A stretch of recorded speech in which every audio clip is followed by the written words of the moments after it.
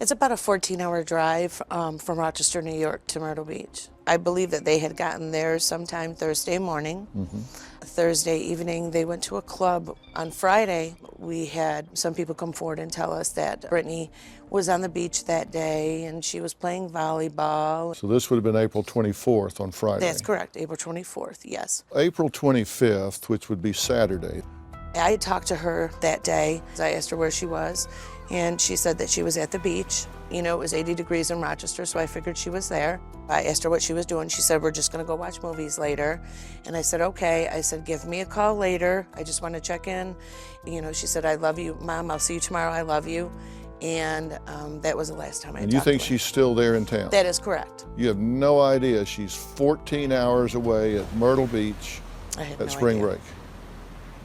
So at 8:15, she's seen on a traffic cam walking down the street while she's texting. And she's apparently on her way to meet Peter. She knew him from back home. That is correct. She's known him for about 3 or 4 years, yes. Peter Brozowitz was a kid who I didn't know personally, but Brittanee did. I assumed, being a good friend to Brittanee, that he would watch over her. And he's staying at the Blue Water He was staying at the Blue Water Resort. So at 8:15, we have a picture of her on traffic cam walking to the Blue Water Resort, because we then know that she arrives there because of those security cameras. That's correct. Okay, at 8:48. According to Peter, she left the hotel because she got a text from a friend saying, you borrowed my clothes, but I need them.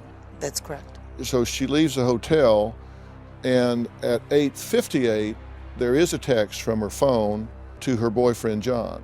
And she's telling him that she's going to pack and probably go to bed once she gets back to the hotel. Yes. He texts her back, why? And never gets an answer.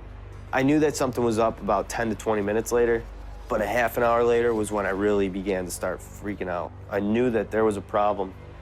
So I texted her, and I said, if she didn't get in contact with me, I was gonna call her mom. And I was gonna break the news to the family that she was down in South Carolina. They lost all communication between 9 and 9:15, and that's the last time that he had heard from her. If she was heading back to her hotel, that same traffic camera that picked her up, headed towards the Blue Water, would have picked her up going back. That's correct. And she never appeared on that camera, so she never got that far.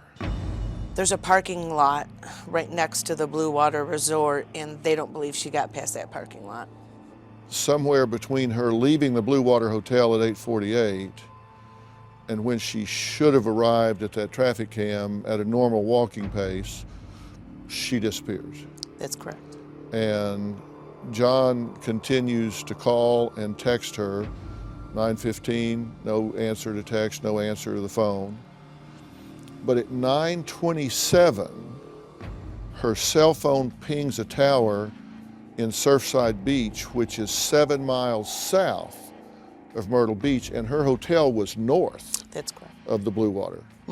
And then at 11:58 that night, her cell phone pings a tower 50 miles south of Myrtle Beach, near Georgetown County. And then the cell phone goes off the grid.